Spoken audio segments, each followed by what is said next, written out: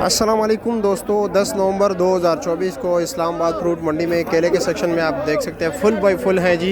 और हर तरफ जी ये इशारा भी कर रहा है कि कोई लेने वाला नहीं है। तो वाकई ऐसा है या नहीं, चलो देखते हैं कि केला सस्ता है या महंगा है। यहाँ पर एक एक लुंगर बिकता है। बोली सुबह जो है ना तकरीबन 6:30 पौने 7 बजे शुरू होती है। ये सिलसिला 10 साढ़े 10 बजे तक चलता रहता है।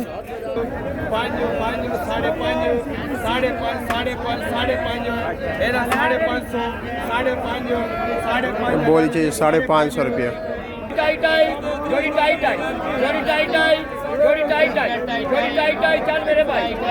किलो। 250 रुपये का बिक गया जी। 250 रुपये का चाचा जी ने लिया।